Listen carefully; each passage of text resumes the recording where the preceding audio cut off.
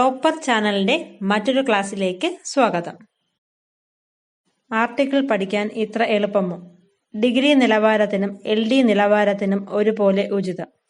PSCയിൽ ആവർത്തിച്ച് ചോദിച്ചിട്ടുള്ളവയും ഇനി ചോദിക്കാൻ സാധ്യതയുള്ളതും വളരെ എളുപ്പത്തിൽ മനസ്സിലാക്കാൻ സാധിക്കുന്നതുമായ ചില പ്രധാന ആർട്ടിക്കിളുകളെയാണ് നിങ്ങൾക്ക് പരിചയപ്പെടുത്തുന്നത്. നമ്മുടെ ഇന്ത്യൻ ഭരണഘടനയിൽ തുടക്കത്തിൽ 395 ആർട്ടിക്കിൾസ് ആണ് ഉണ്ടായിരുന്നത്. ഇപ്പോൾ 448 ആർട്ടിക്കിൾസ് ആണ്. അപ്പോൾ തുടക്കത്തിൽ 395 ആർട്ടിക്കിൾസ് ആയിരുന്നെങ്കിൽ ഇപ്പോൾ നമ്മുടെ ഇന്ത്യൻ ഭരണഘടനയിൽ 448 ആർട്ടിക്കിൾസ് ആണ്. അപ്പോൾ നമ്മുടെ ഇന്ത്യൻ ഭരണഘടനയിൽ ഇപ്പോൾ 448 ആർട്ടിക്കിൾസ് ആണ് ഉള്ളത്. ഇനി നമുക്ക് ഓരോ ആർട്ടിക്കിൾസ് ആയിട്ട് നോക്കാം. ആദ്യം ആർട്ടിക്കിൾ 1. ആർട്ടിക്കിൾ 1 എന്ന് പറയുമ്പോൾ യൂണിയൻ ആൻഡ് ഇറ്റ്സ് ടെറിട്ടറീസ്. ഒന്നാമത്തേത് നമ്മുടെ യൂണിയന് അല്ലെങ്കിൽ നമ്മുടെ രാജ്യത്തെ കുറിച്ചാകും പറയുന്നത്. അപ്പോൾ നമ്മുടെ പ്രയോറിറ്റി നമ്മുടെ രാജ്യത്തിന് അല്ലെങ്കിൽ യൂണിയന്. ഇപ്പോൾ ആർട്ടിക്കിൾ 1 നമ്മുടെ രാജ്യത്തിന് കുറിച്ചായിരിക്കും അല്ലെങ്കിൽ യൂണിയനെ കുറിച്ചായിരിക്കും. Union and its territories. അടുത്തതായിട്ട് നമ്മൾ നോക്കുന്നത് ആർട്ടിക്കിൾ 3. ആർട്ടിക്കിൾ 3 എന്ന് പറയുമ്പോൾ formation of a new states, പുതിയ സംസ്ഥാനങ്ങളുടെ രൂപീകരണം. അപ്പം 3 എന്ന് ഓർക്കാനായിട്ട് ന്യൂ അല്ലെങ്കിൽ പുതിയ എന്ന വാക്കുകൾ നമ്മൾ എടുക്കുമ്പോൾ അതിനകത്ത് 3 ലെറ്റേഴ്സ് ആണ് വരുന്നത്. അപ്പൊ ന്യൂ അല്ലെങ്കിൽ പുതിയ എന്നെടുക്കുമ്പോൾ നമുക്ക് ആർട്ടിക്കിൾ 3 ഓർക്കാം. Article 3 formation of new States അല്ലെങ്കിൽ പുതിയ സംസ്ഥാനങ്ങളുടെ രൂപീകരണം. അപ്പോൾ നമ്മൾ ഇനി ഒന്നേ നോക്കുമ്പോൾ ആർട്ടിക്കിൾ 1 എന്ന് പറയുന്നത് നമ്മൾ അതിന് 1ന് പ്രയോറിറ്റി കൊടുക്കേണ്ട നമ്മുടെ രാജ്യത്തിന് അല്ലെങ്കിൽ യൂണിയന്. അപ്പോൾ article 1 union and its territories. അടുത്ത ആർട്ടിക്കിൾ 3 ഓർക്കാനായിട്ട് ന്യൂ അല്ലെങ്കിൽ പുതിയ. അപ്പോൾ article 3 formation of new States അല്ലെങ്കിൽ പുതിയ സംസ്ഥാനങ്ങളുടെ രൂപീകരണം. അടുത്തതായിട്ട് നമ്മൾ നോക്കുന്ന ആർട്ടിക്കിൾ 18. ആർട്ടിക്കിൾ 18 എന്ന് പറയുമ്പോൾ തലക്കെട്ടുകൾ നിർത്തലാക്കൽ, അബോളിഷൻ ഓഫ് ടൈറ്റിൽസ്. അപ്പോൾ നമുക്ക് അത് ഓർക്കാനായിട്ട് 18 തലക്കെട്ട് എന്ന് ഓർമ്മിക്കാം. 18 തലക്കെട്ട്. അപ്പോൾ ആർട്ടിക്കിൾ 18 തലക്കെട്ടുകൾ നിർത്തലാക്കൽ, അബോളിഷൻ ഓഫ് ടൈറ്റിൽസ്. അത് കഴിഞ്ഞിട്ട് ആർട്ടിക്കിൾ 44 എന്ന് പറയുന്നത് ഏകീകൃത civil code, uniform civil code. അപ്പൊ അത് ഓർക്കാനായിട്ട് 44 അത് ഒരേ നമ്പേഴ്സ് ആണ്, 4 4. അപ്പം യൂണിഫോം സിവിൽ കോഡ്. അപ്പൊ യൂണിഫോം എന്ന് പറയുമ്പോൾ 4 4 ഓർക്കാം. അപ്പം ആർട്ടിക്കിൾ 44 ഏകീകൃത civil code, uniform civil code. അത് ഓർക്കാനായിട്ട് 4 4 യൂണിഫോം സിവിൽ കോഡ്. നോക്കുവാണെങ്കിൽ ആർട്ടിക്കിൾ 18 തലക്കെട്ട്. അപ്പോൾ ആർട്ടിക്കിൾ 18 എന്ന് പറയുമ്പോൾ അബോളിഷൻ ഓഫ് ടൈറ്റിൽസ്, 18 തലക്കെട്ട്. 44 ആർട്ടിക്കിൾസ് എടുക്കുമ്പോൾ ആർട്ടിക്കിൾ 44 എടുക്കുമ്പോൾ 44 യൂണിഫോം. അപ്പോൾ ആർട്ടിക്കിൾ 44 യൂണിഫോം സിവിൽ കോഡ്, ഏകീകൃത സിവിൽ കോഡ്. ഇനി നമ്മൾ അടുത്ത് പഠിക്കാൻ പോകുന്ന ആർട്ടിക്കിൾ 50. എക്സിക്യൂട്ടീവിൽ നിന്നും ജുഡീഷ്യറിയെ വേർതിരിക്കുന്നു. Separation of judiciary from the executive. ഓർമ്മിക്കാനായിട്ട് ആർട്ടിക്കിൾ 50നെ 50-50 എന്ന് കണക്ട് ചെയ്യാം. 50-50 എന്നാൽ പകുതിയാക്കുക, വേർതിരിക്കൽ, സെപ്പറേറ്റ് ചെയ്യുക എന്നാണല്ലോ. അപ്പോൾ ആർട്ടിക്കിൾ 50 എക്സിക്യൂട്ടീവിൽ നിന്നും ജുഡീഷ്യറിയെ വേർതിരിക്കുന്നു. അടുത്തതായിട്ട് ആർട്ടിക്കിൾ 51 രാജ്യങ്ങൾ തമ്മിലുള്ള സമാധാനവും സുരക്ഷയും, promotion of international piece and security. ഇത് ഓർമ്മിക്കാനായിട്ട് 50ൽ വേർതിരിച്ചവർ 51ൽ സമാധാനവും സുരക്ഷയും നൽകി എന്ന് കരുതാം. അതായത് ആർട്ടിക്കിൾ 50ൽ വേർതിരിച്ചവർ 51ൽ സമാധാനവും സുരക്ഷയും നൽകി എന്ന് ഓർത്തിരിക്കാം. ഇതോടൊപ്പം തന്നെ കണക്ട് ചെയ്യേണ്ട അടുത്ത ആർട്ടിക്കിളാണ് ആർട്ടിക്കിൾ 51A, മൗലിക കടമകൾ, ഫണ്ടമെന്റൽ ഡ്യൂട്ടീസ്. മൗലിക കടമകൾ 11 എണ്ണം. ഇത് ഓർക്കാനായിട്ട് 51ൽ സമാധാനവും സുരക്ഷയും പറഞ്ഞവർ 51Aയിൽ കടമകൾ പറഞ്ഞു എന്ന് ഓർക്കാം. അതായത് ആർട്ടിക്കിൾ 51ല് സമാധാനവും സുരക്ഷയും പറഞ്ഞവർ 51Aയിൽ കടമകൾ പറഞ്ഞു. അപ്പൊ നമ്മൾ ഒന്നുകൂടി നോക്കുകയാണെങ്കിൽ ആർട്ടിക്കിൾ 50 50-50 എന്ന് ഓർക്കാം. 50 എക്സിക്യൂട്ടീവിൽ നിന്നും ജുഡീഷ്യറിയെ വേർതിരിക്കുന്നു. ആർട്ടിക്കിൾ 51 രാജ്യങ്ങൾ തമ്മിലുള്ള സമാധാനവും സുരക്ഷയും. അതായത് 50ൽ വേർതിരിച്ചവർ 51ൽ സമാധാനവും സുരക്ഷയും നൽകി. ആർട്ടിക്കിൾ 51A മൗലിക കടമകൾ. 51ൽ സമാധാനവും സുരക്ഷയും പറഞ്ഞവർ 51Aയിൽ കടമകൾ പറഞ്ഞു. അടുത്ത് നമ്മൾ പഠിക്കാൻ പോകുന്നത് ആർട്ടിക്കിൾ 108 പാർലമെന്റിന്റെ സംയുക്ത സമ്മേളനം, ജോയിന്റ് സിറ്റിംഗ്. വളരെ അത്യാവശ്യ അല്ലെങ്കിൽ അപകട സമയത്താണ് നമ്മൾ 108 ആംബുലൻസ് വിളിക്കുക. അപ്പോൾ അത്യാവശ്യ സമയങ്ങളിലാണ് സംയുക്ത സമ്മേളനം വിളിക്കുക എന്ന് കണക്ട് ചെയ്യാം. അടുത്തതായിട്ട് ആർട്ടിക്കിൾ 110 ആർട്ടിക്കിൾ 110 പറയുന്നത് മണി ബില്ലിനെ കുറിച്ചാണ്. ഇത് മനസ്സിലാക്കാൻ അപകട സമയത്ത് 108 വിളിച്ച് ആശുപത്രിയിൽ പോയാൽ 110 പണച്ചെലവാണ് എന്ന് കരുതുക. അതായത് അപകട സമയത്ത് 108 വിളിച്ച് ആശുപത്രിയിൽ പോയാൽ 110 പണച്ചെലവാണ് എന്ന് കരുതുക. ഈ പണച്ചെലവിനെ മണി ബില്ലുമായിട്ട് നമുക്ക് കണക്ട് ചെയ്യാം. ഒന്നുകൂടി നോക്കുകയാണെങ്കിൽ ആർട്ടിക്കിൾ 108 അത്യാവശ്യ സമയങ്ങളിലാണ് സംയുക്ത സമ്മേളനം വിളിക്കുക. അപ്പോൾ ആർട്ടിക്കിൾ 108 സംയുക്ത സമ്മേളനം വിളിക്കുക. ആർട്ടിക്കിൾ 110 മണി ബില്ലിനെ കുറിച്ചാണ് പറയുന്നത്. അതായത് 108 വിളിച്ച് ആശുപത്രിയിൽ പോയാൽ 110 പണച്ചെലവാണ്. ഈ പണച്ചെലവിനെ മണി ബില്ലുമായിട്ട് കണക്ട് ചെയ്യുക. അടുത്ത് നമ്മൾ പറയാൻ പോകുന്നത് ആർട്ടിക്കിൾ 111. ആർട്ടിക്കിൾ 111 പറയുന്നത് പ്രസിഡന്റിന്റെ വീറ്റോ അധികാരം, വീറ്റോ പവർ ഓഫ് പ്രസിഡന്റ്. 110 പണച്ചെലവ് കൂടിയാൽ 111 വീറ്റോ പവർ ഉപയോഗിച്ച് നിയന്ത്രിക്കും എന്ന് കരുതുക. അതായത് 110 പണച്ചെലവ് കൂടിയാൽ 111 വീറ്റോ പവർ ഉപയോഗിച്ച് നിയന്ത്രിക്കും. അടുത്ത് നമ്മൾ നോക്കാൻ പോകുന്നത് ആർട്ടിക്കിൾ 112. ആർട്ടിക്കിൾ 112 ബജറ്റിനെ കുറിച്ചാണ് പറയുന്നത്, അല്ലെങ്കിൽ ആനുവൽ ഫിനാൻഷ്യൽ സ്റ്റേറ്റ്മെന്റ്. നമ്മുടെ ഭരണഘടനയിൽ ബജറ്റ് എന്ന വാക്ക് ഒരിടത്തും പറയുന്നില്ല. അതിനു പകരം ആനുവൽ ഫിനാൻഷ്യൽ സ്റ്റേറ്റ്മെന്റ് എന്നാണ് ഉപയോഗിക്കുന്നത്. 111 പണച്ചെലവ് വീറ്റോ പവർ ഉപയോഗിച്ച് നിയന്ത്രിച്ചാൽ 112 ബജറ്റ് പ്രഖ്യാപിക്കും എന്ന് ഓർക്കാം. അപ്പൊ ആർട്ടിക്കിൾ 112 നമുക്ക് കണക്ട് ചെയ്യേണ്ടത് 111 പണച്ചെലവ് വീറ്റോ പവർ ഉപയോഗിച്ച് നിയന്ത്രിച്ചാൽ 112 ബജറ്റ് പ്രഖ്യാപിക്കുമെന്ന് ഓർക്കാം. ഒന്നുകൂടി നോക്കുകയാണെങ്കിൽ ആർട്ടിക്കിൾ 111 പ്രസിഡന്റിന്റെ വീറ്റോ പവർ ആണ് പറയുന്നത്. അതായത് 110 പണച്ചെലവ് കൂടിയാൽ 111 വീറ്റോ പവർ ഉപയോഗിച്ച് നിയന്ത്രിക്കും. ആർട്ടിക്കിൾ 112 ബജറ്റ് അല്ലെങ്കിൽ ആനുവൽ ഫിനാൻഷ്യൽ സ്റ്റേറ്റ്മെന്റ്. 111 പണച്ചെലവ് വീറ്റോ പവർ ഉപയോഗിച്ച് നിയന്ത്രിച്ചാൽ 112 ബജറ്റ് പ്രഖ്യാപിക്കും. അടുത്തതായിട്ട് നമ്മൾ നോക്കാൻ പോകുന്നത് ആർട്ടിക്കിൾ 123 ഓർഡിനൻസ് പുറപ്പെടുവിക്കാനുള്ള പ്രസിഡന്റിന്റെ അധികാരം, ordinance making power of president. ഇത് ഓർക്കാനായിട്ട് 1, 2, 3 ഓടിക്കോ എന്ന കോഡ് ഉപയോഗിക്കാം. ഇതോടൊപ്പം നമ്മൾ കണക്ട് ചെയ്ത് പഠിക്കേണ്ട ആർട്ടിക്കിൾ ആണ് ആർട്ടിക്കിൾ 213 ഓർഡിനൻസ് പുറപ്പെടുവിക്കാനുള്ള ഗവർണറുടെ അധികാരം, ordinance making power of governor. മുകളിൽ പറഞ്ഞത് പ്രസിഡന്റിന്റെ ഓർഡിനൻസ് മേക്കിംഗ് പവർ ആണെങ്കിൽ ഇവിടെ ഗവർണറുടെ ഓർഡിനൻസ് മേക്കിംഗ് പവറിനെ കുറിച്ചാണ് പറയുന്നത്. ആർട്ടിക്കിൾ 213 ഓർക്കാനായിട്ട് 123 1ഉം 2ഉം തിരിച്ചിട്ടാൽ 213 ആയി. അത് ഗവർണറുടെ ഓർഡിനൻസ് മേക്കിംഗ് പവർ എന്ന് മനസ്സിലാക്കാം. അപ്പൊ നമ്മൾ ഒന്നുകൂടി നോക്കുവാണെങ്കിൽ article 123 ordinance making power of president, പ്രസിഡന്റിന്റെ ഓർഡിനൻസ് മേക്കിംഗ് പവർ ആണ്. 1, 2, 3 ഓടിക്കോ. ആർട്ടിക്കിൾ 213 ഗവർണറുടെ ഓർഡിനൻസ് പുറപ്പെടുവിക്കാനുള്ള അധികാരമാണ്. അതായത് 123 1ഉം 2ഉം തിരിച്ചിട്ടാൽ 213 ആയി. അത് ഗവർണറുടെ ഓർഡിനൻസ് മേക്കിംഗ് പവർ ആണെന്ന് ഓർക്കാം. അടുത്ത് നമ്മൾ നോക്കുന്നത് ആർട്ടിക്കിൾ 143 പ്രസിഡന്റ് സുപ്രീം കോടതിയോട് ഉപദേശം ചോദിക്കുന്നു. Power of the president to consult supreme court അല്ലെങ്കിൽ advisory jurisdiction of supreme court. പ്രസിഡന്റിന് സുപ്രീം കോടതിയോട് ഒരു 143 പ്രണയം എന്ന് ഓർക്കാം. അതായത് ആർട്ടിക്കിൾ 143 പ്രസിഡന്റ് സുപ്രീം കോടതിയോട് ഉപദേശം ചോദിക്കുന്നു. Power of the president to consult supreme court അല്ലെങ്കിൽ advisory jurisdiction of supreme court. പ്രസിഡന്റിന് സുപ്രീം കോടതിയോട് ഒരു 143 പ്രണയം എന്ന് ഓർക്കാം. അടുത്തതായിട്ട് നമ്മൾ നോക്കുന്നത് ആർട്ടിക്കിൾ 262 നദീജല തർക്കങ്ങൾ പരിഹരിക്കുന്നത്, adjudication of disputes relating to waters of interstate rivers. ഇത് ഓർക്കാനായിട്ട് 262 അക്ഷരത്തിൽ എഴുതുമ്പോൾ 262.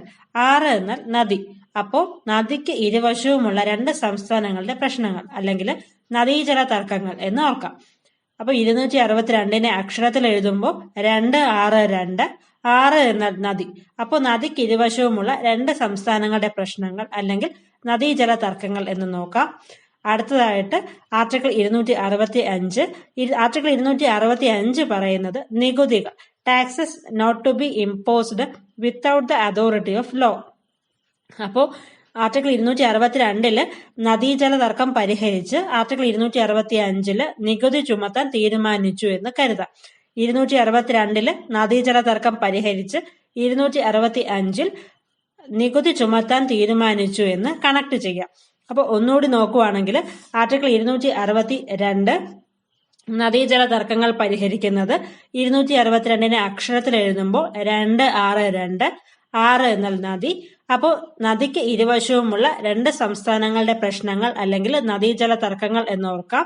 ആർട്ടിക്കിൾ 265 നികുതികൾ. 262 നദീജല തർക്കം പരിഹരിച്ച് 265 നികുതി ചുമത്താൻ തീരുമാനിച്ചു എന്ന് കണക്ട് ചെയ്യാം. അടുത്തതായിട്ട് നമ്മൾ നോക്കുന്നത് ആർട്ടിക്കിൾ 315 പബ്ലിക് സർവീസ് കമ്മീഷൻ.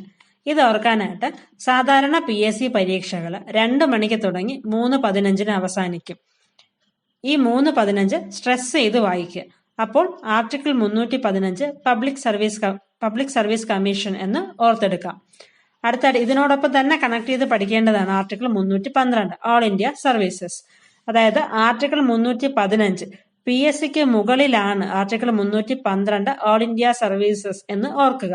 അതായത് ഓൾ ഇന്ത്യ സർവീസസിനകത്ത് വരുന്നതാണ് IAS IPS പോലുള്ള പോസ്റ്റുകൾ. ഇത് PSCക്ക് മുകളിലാണ് എന്ന് ഓർക്കുക. അപ്പോൾ ആർട്ടിക്കിൾ 312 ആർട്ടിക്കിൾ 315 മുകളിലാണ് എന്ന് ഓർക്കാം. ഇപ്പൊ നമ്മൾ ഒന്നുകൂടി നോക്കുവാണെങ്കിൽ article 315 public service commission PSC പരീക്ഷകൾ 2 മണിക്ക് തുടങ്ങി 3:15 അവസാനിക്കും. 3:15 സ്ട്രെസ് കൊടുക്കുക. Article 312 all India services PSC article 315 PSCക്ക് മുകളിലാണ് ആർട്ടിക്കിൾ 312 ഓൾ ഇന്ത്യ സർവീസസ് എന്ന് ഓർക്കുക. ഇനി നമ്മൾ പഠിക്കാൻ പോകുന്ന ആർട്ടിക്കിൾസ് ജോഡി ആർട്ടിക്കിളുകളാണ്. ഇവ ഒരുമിച്ച് ചേർത്ത് മനസ്സിലാക്കേണ്ടവയാണ്. ജോഡി ആർട്ടിക്കിൾസിൽ നമ്മൾ ആദ്യം പഠിക്കുന്നത് ആർട്ടിക്കിൾ 48 ഗോവധ നിരോധനം, prohibition of slaughter of cows. ഇത് മനസ്സിലാക്കാൻ 4(8) നാൽക്കാലികളെ വെട്ടുന്നത് നിരോധിച്ചിരിക്കുന്നു. 4(8) നാൽക്കാലികളെ വെട്ടുന്നത് നിരോധിച്ചിരിക്കുന്നു എന്ന് ഓർമ്മിക്കാം. അടുത്തത് ആർട്ടിക്കിൾ 48A പരിസ്ഥിതി സംരക്ഷണം, protection of environment. Article 48 article 48A എന്നിവ മൃഗസംരക്ഷണവും പ്രകൃതിയുമായി ബന്ധപ്പെട്ടതാണ് എന്ന് ഓർമ്മിക്കാം. അപ്പോൾ ഒന്നുകൂടി നോക്കുവാണെങ്കിൽ ആർട്ടിക്കിൾ 48 ഗോവധ നിരോധനം, നാൽക്കാലികളെ വെട്ടുന്നത് നിരോധിച്ചിരിക്കുന്നു. 4(8) നാൽക്കാലികളെ വെട്ടുന്നത് നിരോധിച്ചിരിക്കുന്നു. ആർട്ടിക്കിൾ 48A പരിസ്ഥിതി സംരക്ഷണം, ആർട്ടിക്കിൾ 48 ആർട്ടിക്കിൾ 48A എന്നിവ മൃഗസംരക്ഷണവും പ്രകൃതിയുമായി ബന്ധപ്പെട്ടതാണ് എന്ന് ഓർമ്മിക്കാം. അടുത്ത് നമ്മൾ പഠിക്കാൻ പോകുന്ന ജോഡി ആർട്ടിക്കിൾസ് ആണ് ആർട്ടിക്കിൾ 52. ആർട്ടിക്കിൾ 52 പറയുന്നത് ഇന്ത്യൻ പ്രസിഡന്റിനെ കുറിച്ചാണ്. അത് അങ്ങനെ തന്നെ ഓർക്കുക. അടുത്തത് ആർട്ടിക്കിൾ 153. അത് സംസ്ഥാനങ്ങളിലെ ഗവർണറെ കുറിച്ച് പരാമർശിക്കുന്നു. Governor's of state. 52 പ്രസിഡന്റ് ആണെങ്കിൽ 52 കഴിഞ്ഞ് 53, 53ന് മുന്നിലായി ഒന്നുകൂടി ഉണ്ട് എന്ന് ഓർക്കുക. അപ്പോൾ 153 ഗവർണറെ കുറിച്ചാണ് എന്ന് ഓർക്കാം. ഒന്നുകൂടി പറയാം. ആർട്ടിക്കിൾ 52 പറയുന്നത് ഇന്ത്യൻ പ്രസിഡന്റിനെ കുറിച്ചാണ്. ആർട്ടിക്കിൾ 153 ഗവർണറെ കുറിച്ചാണ്, ഗവർണേഴ്സ് ഓഫ് സ്റ്റേറ്റ്. 52 കഴിഞ്ഞ് 53 എന്ന് ഓർക്കുക. 53ന് മുന്നിലായി ഒന്നുകൂടി ഉണ്ട് എന്ന് ഓർക്കാം. അപ്പോൾ 153 ഗവർണറെ കുറിച്ചാണ് പറയുന്നത്. അടുത്ത് നമ്മൾ പഠിക്കുന്ന ജോഡി ആർട്ടിക്കിൾസ് ആണ് ആർട്ടിക്കിൾ 80. ആർട്ടിക്കിൾ 80 പറയുന്നത് രാജ്യസഭയെ കുറിച്ചാണ്, അതായത് കൗൺസിൽ ഓഫ് സ്റ്റേറ്റ്സ്. ആർട്ടിക്കിൾ 81 പറയുന്നത് ലോകസഭയെ കുറിച്ചാണ്, അതായത് കൗൺസിൽ ഓഫ് പീപ്പിൾസ്. ഇവ ഒരുമിച്ച് പഠിക്കാനായി രാജ്യസഭാ അംഗത്തിന്റെ മിനിമം പ്രായം 30 വയസ്സും ലോകസഭാ അംഗത്തിന്റെ മിനിമം പ്രായം 25 വയസ്സും ആണ്. അപ്പോൾ ഉയർന്ന പ്രായമുള്ള രാജ്യസഭയെ ആദ്യ ആർട്ടിക്കിളായ 80ലും കുറഞ്ഞ പ്രായമുള്ള ലോകസഭയെ രണ്ടാമത്തെ ആർട്ടിക്കിളായ 81ലും ഉൾപ്പെടുത്തിയെന്ന് ഓർക്കാം. ഒന്നുകൂടി നോക്കാം. ആർട്ടിക്കിൾ 80 പറയുന്നത് രാജ്യസഭയെ കുറിച്ചാണ്. ആർട്ടിക്കിൾ 81 പറയുന്നത് ലോകസഭയെ കുറിച്ചാണ്.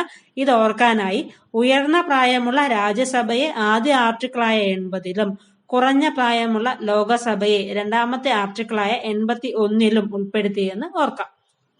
അടുത്ത് നമ്മൾ പഠിക്കുന്ന ജോഡി ആർട്ടിക്കിൾസിലെ ആദ്യത്തെ ആർട്ടിക്കിളാണ് ആർട്ടിക്കിൾ 124. ആർട്ടിക്കിൾ 124 പറയുന്നത് സുപ്രീം കോടതിയെ കുറിച്ചാണ്. ഇന്ത്യയിലെ പരമോന്നത കോടതിയാണ് സുപ്രീം കോടതി എന്ന് എല്ലാവർക്കും അറിയാമല്ലോ. ഇതിനോടൊപ്പം ചേർത്ത് പഠിക്കേണ്ട അടുത്ത ആർട്ടിക്കിളാണ് ആർട്ടിക്കിൾ 214. ഈ ആർട്ടിക്കിൾ 214 പറയുന്നത് സംസ്ഥാനങ്ങളിലെ ഹൈക്കോടതിയെ കുറിച്ചാണ്. ഇത് ഓർക്കാനായി 124ലെ 1ഉം 2ഉം തിരിച്ചിട്ടാൽ 214ആയി. അപ്പോൾ സുപ്രീം കോടതി 124ഉം ഹൈക്കോടതി 214 എന്നും ഓർമ്മിക്കാം. ഇതോടൊപ്പം ചേർത്ത് പഠിക്കേണ്ട ഒരു ആർട്ടിക്കിൾ കൂടിയുണ്ട്, ആർട്ടിക്കിൾ 324. ആർട്ടിക്കിൾ 324 പറയുന്നത് ഇലക്ഷൻ കമ്മീഷനെ കുറിച്ചാണ്. അതായത് 124-ലെ 1 മാറ്റി അവിടെ 3 ആക്കിയാൽ ഇലക്ഷൻ കമ്മീഷനായി എന്ന് ഓർത്തെടുക്കാം. ഒന്നുകൂടി പറയാം. ആർട്ടിക്കിൾ 124 സുപ്രീം കോടതിയെ കുറിച്ചാണ് പറയുന്നത്. ആർട്ടിക്കിൾ 214 സംസ്ഥാനങ്ങളിലെ ഹൈക്കോടതിയെ കുറിച്ച് പറയുന്നു. 124-ലെ 1ഉം 2ഉം തിരിച്ചിട്ടാൽ 214 ആർട്ടിക്കിൾ 214 ഹൈക്കോർട്ടാണ് എന്ന് ഓർമ്മിക്കാം. ആർട്ടിക്കിൾ 324 ഇലക്ഷൻ കമ്മീഷനെ കുറിച്ച് പറയുന്നു. അതായത് 124-ലെ 1ന് പകരം 3 ആക്കിയാൽ ഇലക്ഷൻ കമ്മീഷനായി എന്ന് ഓർത്തെടുക്കാം. അടുത്ത ജോഡി ആർട്ടിക്കിൾസിലെ ആദ്യത്തെ ആർട്ടിക്കിളാണ് ആർട്ടിക്കിൾ 338. ആർട്ടിക്കിൾ 338 പറയുന്ന ദേശീയ പട്ടികജാതി commission, national commission for scheduled caste. അടുത്ത ആർട്ടിക്കിൾ 338A. ആർട്ടിക്കിൾ 338A പറയുന്നത് ദേശീയ പട്ടികവർഗ commission, national commission for scheduled tribe. ഇവ ഒരുമിച്ച് ഓർക്കാനായി ആർട്ടിക്കിൾ 338-ൽ എ വരുന്നത് ആദിവാസി അല്ലെങ്കിൽ പട്ടികവർഗം എന്നോർക്കാം. അപ്പോൾ ആർട്ടിക്കിൾ 338A ദേശീയ പട്ടികവർഗ കമ്മീഷൻ, ആർട്ടിക്കിൾ 338 ദേശീയ പട്ടികജാതി കമ്മീഷൻ. ഒന്നുകൂടി നോക്കാം. ആർട്ടിക്കിൾ 338 ദേശീയ പട്ടികജാതി കമ്മീഷൻ, ആർട്ടിക്കിൾ 338A ദേശീയ പട്ടികവർഗ കമ്മീഷൻ. ഇവ ഓർക്കാനായി 338-ൽ എ വരുന്നത് ആദിവാസി അല്ലെങ്കിൽ പട്ടികവർഗം എന്നോർക്കാം. അപ്പോൾ ആർട്ടിക്കിൾ 338A ദേശീയ പട്ടികവർഗ കമ്മീഷൻ, ആർട്ടിക്കിൾ 338 ദേശീയ പട്ടികജാതി കമ്മീഷൻ എന്നോർക്കാം. അടുത്ത് നമ്മൾ പറയാൻ പോകുന്ന എമർജൻസി ആർട്ടിക്കിൾസ് ആണ്. എമർജൻസി ആർട്ടിക്കിൾസിൽ വരുന്നത് ആർട്ടിക്കിൾ 352, 356, ആർട്ടിക്കിൾ 360. ഇതിൽ ആദ്യത്തെ ആർട്ടിക്കിളായ ആർട്ടിക്കിൾ 352 പറയുന്നത് ദേശീയ അടിയന്തരാവസ്ഥയെ കുറിച്ചാണ്, അല്ലെങ്കിൽ നാഷണൽ എമർജൻസി. ആർട്ടിക്കിൾ 356-ൽ സംസ്ഥാന അടിയന്തരാവസ്ഥയെ കുറിച്ച് പറയുന്നു, സ്റ്റേറ്റ് എമർജൻസി അല്ലെങ്കിൽ പ്രസിഡന്റ്സ് റൂൾ. ആർട്ടിക്കിൾ 360 പറയുന്നത് സാമ്പത്തിക അടിയന്തരാവസ്ഥ അല്ലെങ്കിൽ ഫിനാൻസ് എമർജൻസി. ഇന്ത്യയിൽ ഇതുവരെയും പ്രഖ്യാപിച്ചിട്ടില്ലാത്ത അടിയന്തരാവസ്ഥയാണ് ആർട്ടിക്കിൾ 360-ൽ പറയുന്ന സാമ്പത്തിക അടിയന്തരാവസ്ഥ. ഇവ ഒരുമിച്ച് ഓർമ്മിക്കാനായി 352-ൽ തുടങ്ങുന്ന ആർട്ടിക്കിൾ 4 വീതം കൂട്ടിപ്പോകുന്നു. 382, 386, 360. അവ ക്രമമനുസരിച്ച് ദേശീയം, സംസ്ഥാനം, സാമ്പത്തികം എന്ന് ഓർമ്മിക്കാം. ഒന്നുകൂടി നോക്കാം. ആർട്ടിക്കിൾ 352 പറയുന്ന ദേശീയ അടിയന്തരാവസ്ഥ, ആർട്ടിക്കിൾ 386 സംസ്ഥാന അടിയന്തരാവസ്ഥ, പ്രസിഡന്റ്സ് റൂൾ എന്ന് പ്രധാനമായും നമുക്ക് ഓർക്കാം. ആർട്ടിക്കിൾ 360 സാമ്പത്തിക അടിയന്തരാവസ്ഥ, ഇന്ത്യയിൽ ഇതുവരെയും പ്രഖ്യാപിച്ചിട്ടില്ലാത്ത അടിയന്തരാവസ്ഥയാണ് ആർട്ടിക്കിൾ 360. ഇവ ഓർമ്മിക്കാനായി 352-ൽ തുടങ്ങുന്ന ആർട്ടിക്കിൾ 4 വീതം കൂട്ടിപ്പോകുന്നു. 352, 356, 360. അവ ക്രമമനുസരിച്ച് ദേശീയം, സംസ്ഥാനം, സാമ്പത്തികം എന്ന് ഓർമ്മിക്കാം.